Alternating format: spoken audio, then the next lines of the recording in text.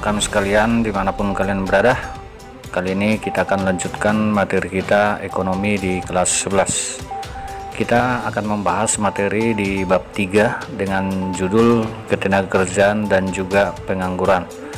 Nah baik, semoga adik-adik sekalian tetap semangat mengikuti pembelajaran ini. Mari kita lihat satu persatu. Kita bahas dulu mengenai pengertian dan konsep ketenagakerjaan itu sendiri. Nah, apa sih ketenagakerjaan itu kan begitu. Nah, jadi ketenagakerjaan itu adalah segala hal yang berhubungan dengan tenaga kerja, baik itu pada waktu sebelum bekerja, selama bekerja, dan juga sesudah masa kerja. Maksudnya adik-adik begini, kalau dia sebelum masa kerja itu kan tentu ada mengenai pemagangan atau pelatihan atau training ya. Nah, kemudian kalau selama bekerja tentu harus ada perlindungan kerja, juga ada balas jasa atau upah, kemudian ada jaminan sosial, kesehatan, keselamatan kerja, serta pengawasan kerja. Nah, itu yang berhubungan dengan selama bekerja. Kemudian sesudah masa bekerja tentu ada yang disebut dengan istilah gaji pensiun atau jaminan hari tua atau juga pesangon. Nah, jadi kesemuanya ini disebut ini dengan istilah atau ketenagakerjaan ya. Nah, itu pengertian daripada ketenagakerjaan. Kemudian kita masuk konsep, saya perlihatkan dulu sini penduduk. Nah, jadi penduduk ini kan menurut komposisinya nanti dibagi-bagi. Nah, coba kalian perhatikan supaya paham nanti konsep materinya ya. Nah, jadi penduduk itu kan dibagi menjadi dua. Nah, ada penduduk yang usia produktif dan ada usia non produktif. Nah, kalau dikatakan usia produktif berarti inilah yang disebut dengan tenaga kerja, artinya siap untuk bekerja menurut umur. Nah, antara 15 sampai 64 tahun. Nah, inilah yang disebut dengan usia produktif. Nah, sementara usia non produktif berarti itu ada dua, yaitu usia anak-anak dan usia tua. Nah, yang mana anak-anak ini umur 0 sampai 14 tahun dan juga di atas 65 tahun. Nah, itu sudah dikatakan non produktif ya. Nah, jadi kesimpulannya di sini penduduk itu yang disebut dengan tenaga kerja adalah usia produktif ya. Nah, baik kita lanjut. Usia produktif ini ternyata dibagi lagi menjadi dua, ada angkatan kerja dan ada bukan angkatan kerja. Nah, yang mana bukan angkatan kerja ini juga dibagi lagi menjadi tiga. Artinya bukan angkatan kerja nanti ada yang artinya menurut umur dia sudah siap bekerja, namun dia tidak bekerja karena dia sekolah, atau ada juga mengurus rumah tangga, atau juga ada yang penerima pendapatan. Penerima pendapatan ini artinya telah ataupun orang tuanya sudah memiliki yang namanya modal yang cukup ya, contoh memiliki sebuah perusahaan atau saham ya. Nah, kemudian angkatan kerja itu juga dibagi menjadi dua, yaitu angkatan kerja menganggur dan angkatan kerja yang sudah bekerja ya. Nah, kita bagi lagi, yang bekerja ini dibagi lagi menjadi dua, ada setengah menganggur, ada bekerja penuh ya. Nah, ini dia. Kemudian dibagi lagi, setengah menganggur ini nanti ada setengah menganggur kentara, artinya dia bekerja separuh waktu ya, atau part time kayak gitu. Nah, kemudian tidak kentara artinya ini tidak produktif. Artinya tidak kentara itu gimana ya, ada katakanlah ya, misalnya sebuah pekerjaan seharusnya itu bisa dikerjakan oleh 2 orang, tetapi itu dikerjakan oleh 4 orang. Nah, ini dikatakan tidak kentara ya, atau tidak produktif begitu. Nah, ini dia semua komposisi penduduk adik-adik sekalian, semoga dapat kalian pahami ya. Nah, jadi pada materi kali ini kita khusus membahas yang namanya usia produktif ya, karena itu yang merupakan usia siap bekerja begitu ya. Nah, sekarang kita lihat pengertian kesempatan kerja. Nah, apa sih kesempatan kerja itu? Nah, jadi kesempatan kerja itu suatu keadaan yang menggambarkan ketersediaan pekerjaan ya, atau lapangan kerja untuk diisi oleh para pencari kerja, itu maksudnya. Atau boleh juga kita katakan kesempatan kerja adalah jumlah lapangan kerja yang tersedia bagi masyarakat, baik yang telah diisi maupun belum ya. Nah, itu artinya kesempatan kerja.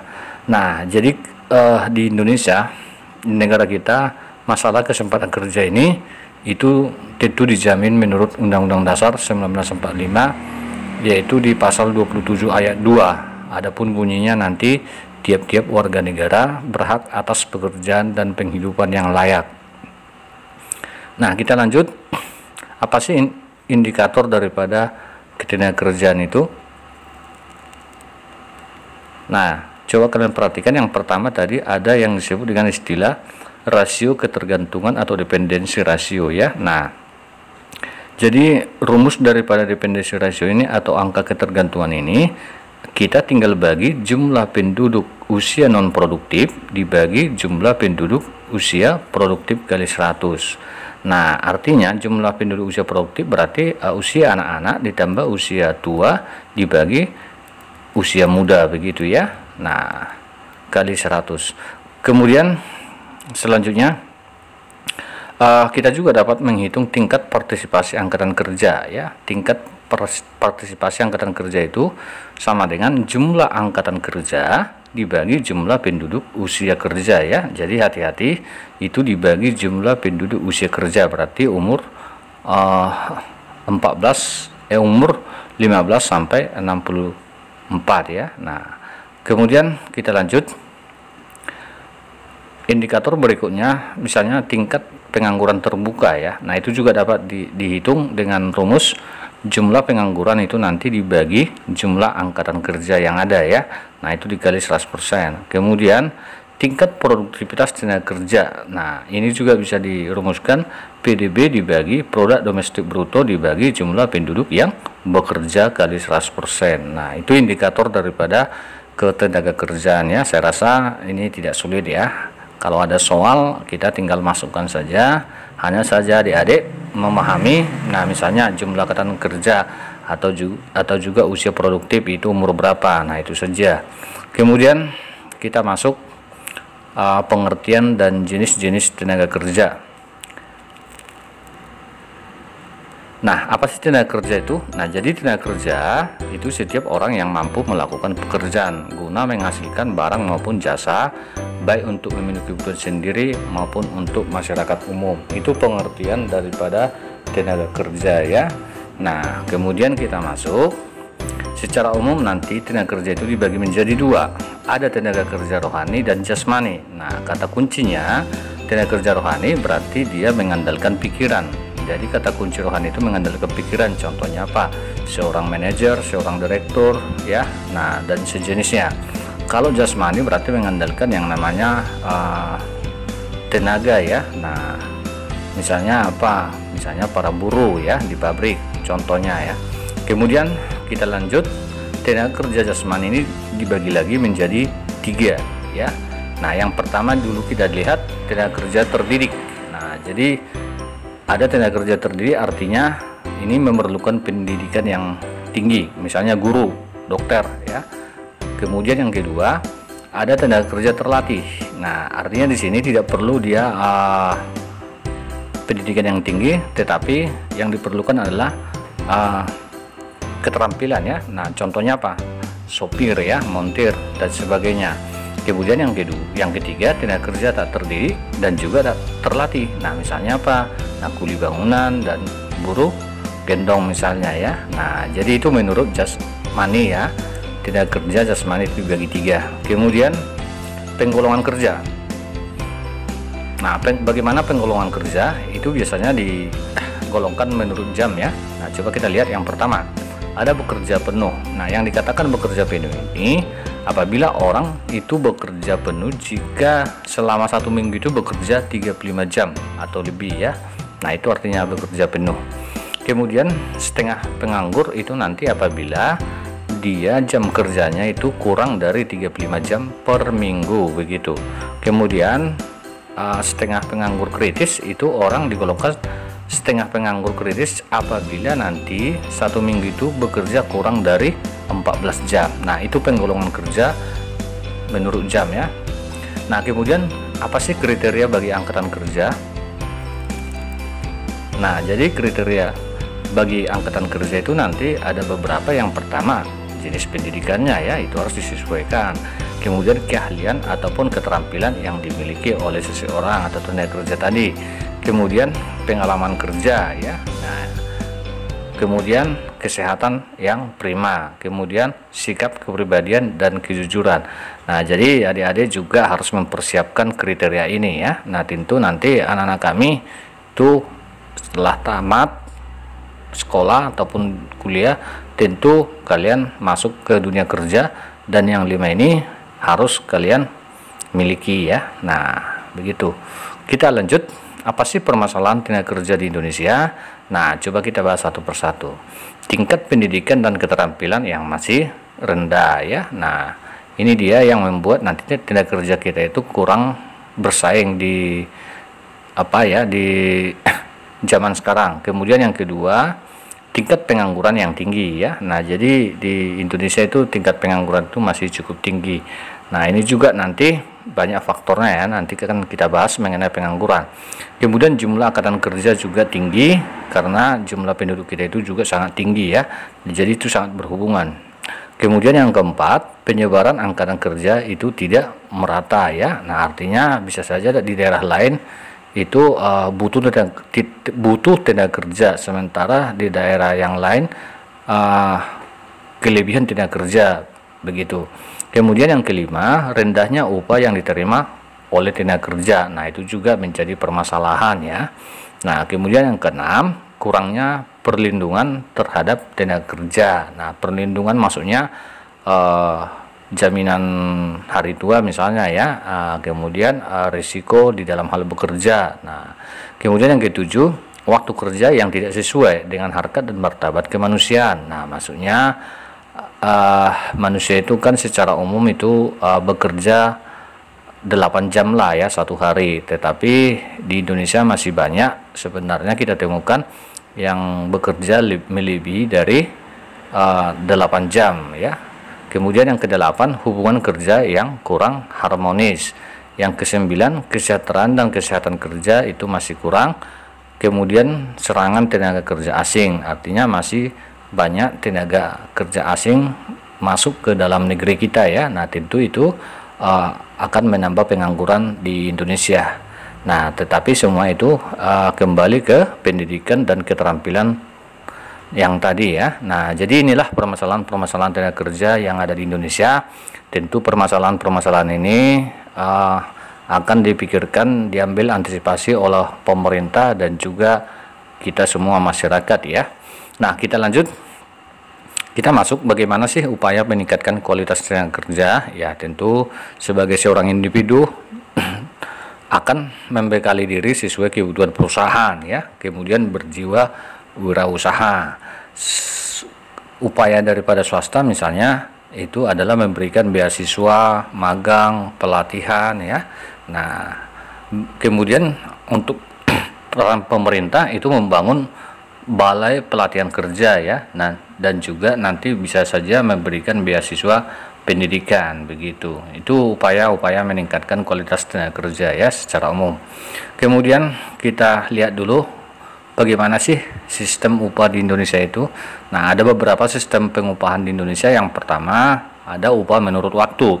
Nah, artinya seseorang itu nanti dikasih upah atau gajinya itu berdasarkan waktunya. Misalnya ada dia upah harian, ada upah mingguan, ada upah bulanan gitu ya, berarti gajinya setiap bulan. Itu artinya. Kemudian ada juga upah prestasi. Nah, upah itu diberikan atas prestasi ya, hasil prestasi karyawan. Nah, misalnya bidang pemasaran ya. Kemudian upah skala. Nah, upah skala ini artinya berdasarkan perubahan hasil produksi ya. Nah, apakah meningkat atau berkurang? Artinya ini sesuai dengan hasil produksi lah ya. Kemudian upah indeks. Upah indeks ini itu berdasarkan perubahan harga barang kebutuhan sehari-hari ya. Nah, berarti tergantung harga pasar ya. Nah, kemudian ada upah premi ini diterima setiap bulan juga ditambah dengan premi yang diterima setiap bulan. Nah, ya. Kemudian ada upah co-partnership, upah yang diterima berdasarkan kepemilikan saham karyawan, ya. Nah, selain itu juga ada upah komisi, upah berdasarkan persentase hasil penjualan. Nah, itu dia. Kemudian sekarang kita masuk jenis-jenis pengangguran, ya. Nah, jadi pengangguran itu nanti adik-adik itu dibagi menjadi dua, ada pengangguran berdasarkan sifatnya dan ada pengangguran berdasarkan penyebabnya. Jadi ini dia ilmu ekonomi, pengangguran itu digolongkan lagi, ya. Nah, kita lihat berdasarkan sifatnya ada tiga, yaitu pengangguran terbuka, setengah pengangguran, dan juga pengangguran terselubung. Nah, kemudian berdasarkan penyebabnya ada 6, yaitu pengangguran struktural, friksional, musiman, voluntary, teknologi, dan deflasioner. Nah, apa saja ini, ya? Apa saja ya yang dimaksud dengan pengangguran ini? Mari kita bahas satu persatu. Nah, yang pertama berdasarkan sifatnya ada pengangguran terbuka. Jadi kalau dikatakan pengangguran terbuka berarti angkatan kerja tidak bekerja dan tidak memiliki pekerjaan sama sekali. Setengah pengangguran tentu tenaga kerja ini bekerjanya itu kurang optimum, ya. Dilihat dari jam kerjanya, ya. Nah, artinya masih kurang dari 36 jam per minggunya. Ketiga itu pengangguran terselubung, artinya tenaga kerja yang bekerja tidak optimum. Karena apa? Karena kelebihan tenaga kerja, begitu, ya. Umpamanya seorang petani yang menggarap sawah sebenarnya cukup hanya dikerjakan oleh satu orang, namun karena anaknya tidak punya pekerjaan, ia ikut menggarap tanah tersebut. Nah, jadi itu yang dimaksud dengan pengangguran terselubung. Nah, kita lanjut adik-adik. Pengangguran berdasarkan penyebabnya tadi ada 6. Yang pertama pengangguran struktural. Nah, pengangguran struktural ini terjadi karena adanya perubahan struktur ekonomi di sebuah negara. Nah, misalnya perubahan struktur ekonominya dari agraris menjadi industri misalnya, ya. Nah, itu kan juga menyebabkan terjadinya pengangguran. Oke. Nah, kemudian yang kedua pengangguran friksional, ya. Nah, pengangguran friksional ini itu disebabkan pergeseran yang tiba-tiba pada penawaran dan permintaan tenaga kerja, sehingga sulit mempertemukan pencari kerja dengan lowongan kerja. Itu artinya pengangguran friksional. Kemudian ada pengangguran musiman. Nah, pengangguran musiman ini tergantung dengan musim. Nah, ini biasanya bagi para petani, ya. Nah, contoh petani habis masa panen, ia akan menganggur, begitu, ya. Kemudian kita lanjut pengangguran berdasarkan penyebabnya lagi. Yang keempat yaitu voluntary. Nah, pengangguran voluntary ini pengangguran itu karena kemauan seseorang sebenarnya, ya. Nah, dia meminta berhenti bekerja. Kenapa? Contohnya karena seseorang itu mungkin memiliki harta warisan yang banyak, ya. Nah, itu contohnya. Kemudian pengangguran teknologi. Nah, ini kalau zaman sekarang ini sangat tepat, ya. Yang mana dulunya kan produksi itu masih menggunakan tenaga manusia atau padat karya lah kita katakan, ya. Tetapi dengan kehadiran ilmu pengetahuan dan teknologi sekarang, semua sudah tergantikan oleh mesin maupun robot-robot, begitu, ya. Jadi manusia tidak dibutuhkan banyak. Nah, ini juga tentu menyebabkan pengangguran adik-adik sekalian, ya. Nah, yang kemudian yang keenam pengangguran deflasioner. Deflasioner artinya ini pencari kerja itu lebih banyak dibandingkan dengan kesempatan kerja yang tersedia, ya. Nah, jadi pencari kerja itu jauh lebih besar dibandingkan kesempatan kerja yang tersedia. Itu artinya pengangguran deflasioner. Nah, kemudian kita lanjut menurut permintaan tenaga kerja, ya. Nah, kita masuk sebab-sebab pengangguran, ya. Apa sih sebab pengangguran, begitu, ya. Nah, yang pertama karena menurunnya permintaan tenaga kerja, ya. Nah, artinya kalau kita bahas lagi nih, kenapa menurun permintaan tenaga kerja? Ya mungkin perusahaan makin menurun. Kenapa perusahaan menurun? Ya mungkin investasi minim, begitu. Nah, kemudian yang kedua karena kemajuan teknologi tadi, ya. Nah, jadi kalau teknologi semakin canggih itu bisa menyebabkan pengangguran karena tidak dibutuhkan lagi pekerja yang banyak ya. Nah, kemudian kelemahan dalam pasar tenaga kerja. Kelemahan maksudnya sulit mempertemukan antara pencari kerja dan juga yang namanya yang membutuhkan tenaga kerja begitu. Nah, kemudian ini serikat pekerja meminta upah terlalu tinggi misalnya ini ya. Adanya tunjangan pengangguran mengurungkan niatnya untuk bekerja misalnya ya. Nah, asuransi pekerja terlalu berat bagi perusahaan. Kemudian kurangnya informasi mengenai lowongan kerja. Nah, ini yang dimaksud dengan kelemahan dalam pasar tenaga kerja ya. Oke, kita lanjut. Dampak daripada pengangguran itu nanti ada yang pertama, terhambatnya pertumbuhan ekonomi ya. Nah, jadi di materi sebelumnya kita sudah membahas tentang PDB ya, pendapatan nasional. Nah, itu akan berpengaruh. Kemudian hilangnya mata pencaharian, kemudian terjadinya ketidakstabilan sosial atau kerawanan sosial. Jadi kalau pengangguran meningkat, adik-adik sekalian, tentu kerawanan sosial itu akan timbul. Kenapa? Karena manusia kan harus memenuhi kebutuhan hidupnya, harus makan. Jadi kalau manusia tidak bekerja, sementara perut harus makan. Nah, jadi di situ nanti banyak manusia yang menganggur ini mencuri, merampok dan lain sebagainya ya. Nah, maka terjadi kerawanan sosial. Nah, tindakan kriminal meningkat, tentu nanti biaya sosial juga semakin meningkat. Nah, itu semua dampaknya ya. Nah, kemudian beban psikologis seseorang. Dengan menganggur, mereka merasa keberadaannya kurang dihargai, maka bisa menimbulkan ketidakstabilan emosi orang tersebut ya. Nah, boleh dikatakan cepat emosi lah gitu ya. Nah, kemudian kita masuk bagaimana upaya mengatasi pengangguran ini. Nah, cara mengatasi pengangguran friksional dulu kita bahas. Nah, misalnya meningkatkan proyek atau industri padat karya yang membutuhkan banyak tenaga kerja manusia. Nah, kemudian menarik investor baru, pengembangan transmigrasi ya, perpindahan dari daerah-daerah padat ke daerah yang jarang ya. Nah, kemudian memberikan bantuan pinjaman lunak untuk UKM ya, usaha kegiatan menengah ya. Kemudian cara mengatasi pengangguran konjungtural. Nah, misalnya meningkatkan daya beli masyarakat sehingga pasar menjadi ramai, akan menambah jumlah permintaan ya. Kemudian mengatur bunga bank agar tidak terlalu tinggi sehingga nanti investor lebih suka menginvestasikan uangnya.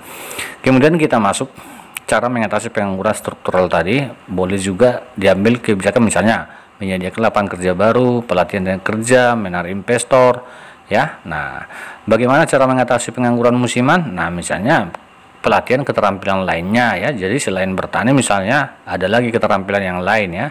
Nah, kemudian menginformasikan lowongan pekerjaan yang ada di sektor lain selain pertanian tadi. Jangan terfokus di situ kira-kira. Begitu maksudnya. Kemudian cara mengatasi pengangguran deflasioner, pelatihan tenaga kerja dan juga menarik investor baru ya. Nah, itu upaya-upaya mengatasi pengangguran. Nah, kemudian pengangguran teknologi tadi dapat diatasi seperti apa? Nah, mempersiapkan masyarakat untuk dapat mengikuti perkembangan teknologi. Nah, ini di zaman adik-adik sekarang lah ini ya. Nah, jadi kalian harus teliti di sini, harus mengikuti yang namanya perkembangan teknologi supaya nanti kalian tidak menganggur. Kemudian pengenalan teknologi sejak dini ya, pelatihan tenaga pendidik untuk menguasai teknologi. Itu dia cara mengatasinya. Nah, yang terakhir kita masuk bagaimana sih peran pemerintah dalam hal mengatasi pengangguran. Nah, yang pertama tentu pemerintah memperluas kesempatan dan lapangan kerja. Dengan cara apa? Misalnya dengan cara menarik investor baik dari dalam maupun dari luar negeri. Yang kedua, meningkatkan mutu tenaga kerja, misalnya dengan cara melakukan pelatihan ya, memberikan beasiswa. Nah, yang ketiga, membatasi penggunaan tenaga kerja asing. Nah, jadi kita utamakan tenaga kerja yang ada di dalam negeri. Nah, mempermudah proses rekrutmen tenaga kerja, artinya tidak berbelit-belit ya. Nah, yang kelima, menetapkan kebijakan pengupahan. Contoh kebijakan pengupahan itu misalnya ada istilah UMR, upah minimum regional ya, atau UMK, upah minimum kabupaten, provinsi ya. Nah, kemudian yang keenam, meningkatkan perlindungan terhadap tenaga kerja, misalnya BPJS ketenagakerjaan ya. Nah, menetapkan waktu kerja itu harus ditetapkan, tidak boleh melebihi 8 jam misalnya ya. Kalau melebihi 8 jam berarti itu harus dibayar lagi, namanya lembur misalnya ya. Yang kedelapan, menciptakan hubungan industrial yang harmonis ya. Nah, kesembilan, meningkatkan kesejahteraan dan kesehatan pekerja dan keluarganya. Nah, inilah materi kita adik-adik sekalian. Semoga apa yang saya sampaikan dapat kalian pahami, dan sampai ketemu kita di materi bab 4. Salam dari Sir Alpen.